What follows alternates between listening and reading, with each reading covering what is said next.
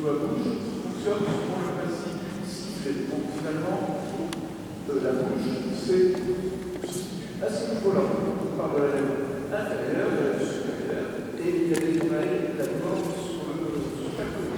Donc il y a la bouche, bien sûr, là le détail.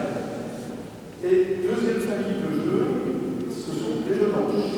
Justement, pour parler du probable, donc qui est un jeu manche, la famille des jeux manches. Donc la leçon des trois trucs produits par une bouche, comme ça, c'est une languette qui est en vibration, qui est finalement, on va dire, surtout dans le pied du tuyau, et évidemment après, il y a beaucoup de bouche, le son est produit à l'intérieur du pied, et lorsque on appuie sur une touche, on ouvre la surface qui envoie le vent, et qui va faire en sous-pression, qui va faire configurer cette languette en laiton, donc un canal, lui aussi en laiton, et ensuite le tuyau, le corps du tuyau fait office de amplificateur.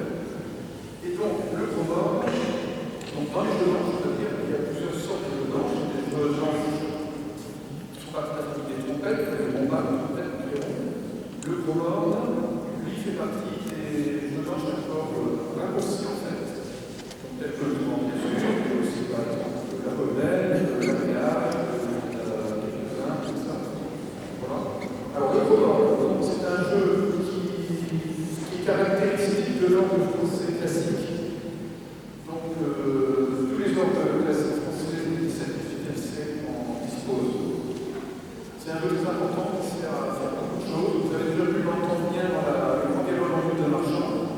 Donc, comme le nom de la pièce l'indique, c'est un dialogue. Donc, c'est pas que la main à la gauche, c'est la main droite du dialogue, un coup c'est la main gauche, et cette main droite de la main gauche est accompagnée par le probable situé au deuxième palier.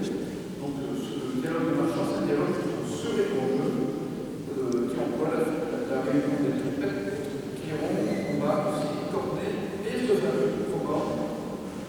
Donc sans ce probable, je n'aurais pas pu jouer ce dialogue en but, parce qu'on a pu en fait vraiment partie. On a pu entendre aussi toujours dans le dialogue en but, normalement il y a quelques ans, vous avez pu entendre dialoguer aussi avec le corps aussi, juste avant la partie finale. Voilà. Donc c'est un jeu qui est qui s'emploie de différentes façons. On va l'entendre ensuite, je vais encore de Bach. Donc il parle très bien dans la chorale jouée dans la partie ténor, et c'est un très fondamental finalement à la française, dans lequel le nouveau courant convient tout à fait bien. Je vais vous faire entendre quelques accords tout simplement en vitesse sur la trompette et sur le courant. Voilà. Distinguez bien la différence entre une trompette, un mélange aussi bien sûr, et un courant. Voilà. Bon, parce que sinon on peut pas faire.